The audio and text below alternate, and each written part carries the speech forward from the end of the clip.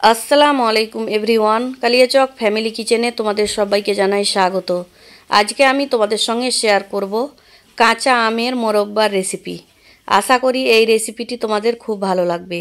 আর এটা বানানো এতটাই সহজ যে তোমরা যে কোনো সময় আর খুব কম সময়ে অল্প উপকরণ দিয়ে বানাতে পারবে।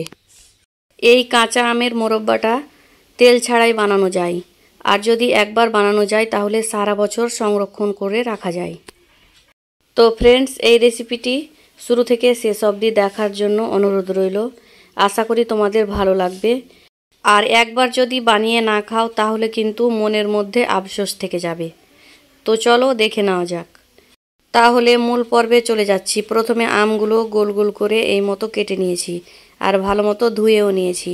আগে থেকে একটা কড়াইয়ে জল বসিয়ে দিয়েছিলাম। জলটা ভালো মতো গরম করে কেটে রাখা আমগুলো দিয়ে দিয়েছি।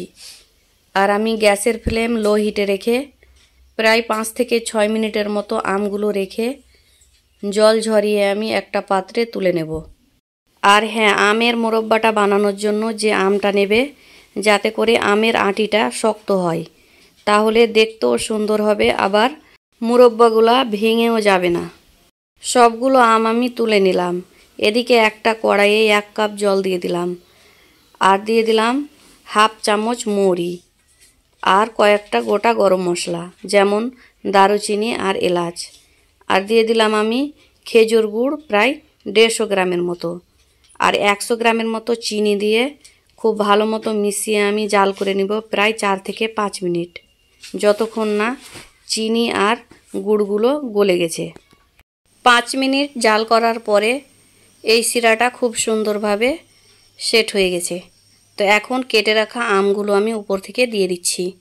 আমগুলো দিয়ে উপর নিচ করে খুব ভালো মতো নাড়িয়ে নিতে হবে, যাতে করে খুব সুন্দরভাবে এই গুড় আর চিনির শিরাটা ঢুকে যায়। তো ভালো মতো মেশানো হয়ে গেলে গ্যাসের ফ্লেম মিডিয়াম হিটে রেখে প্রায় 15 থেকে 20 মিনিটের মতো রেখে দেব। 15 থেকে 20 মিনিট পরে দেখো কত সুন্দর কালার এসছে। তো এখন আমগুলো আমি সবগুলো উল্টে নিচ্ছি। সবগুলো উল্টানো হয়ে গেলে আবারও প্রায় 5 মিনিটের মতো রেখে দেব লো হিটে। 5 মিনিট পরে লেবুর রস আমি উপর থেকে দিয়ে দিচ্ছি, যাতে করে এই মুরব্বাগুলো গায়ে গায়ে লেগে না যায়। তো ফ্রেন্ডস, খুব কম সময়ের মধ্যে আমের মোরব্বা একেবারে রেডি। আশা করি এই রেসিপিটি তোমাদের খুব ভালো লেগেছে। যদি ভালো লেগে থাকে তাহলে লাইক, কমেন্ট অ্যান্ড শেয়ার করবে। আর যদি আমার ইউটিউব থেকে নতুন ফ্রেন্ডস হয়ে থাকো তাহলে সাবস্ক্রাইব করে দেবে। আর যদি ফেসবুক পেজ থেকে ফ্রেন্ডস হয়ে থাকো তাহলে প্লিজ ফলো করে দেবে। আল্লাহ হাফিজ।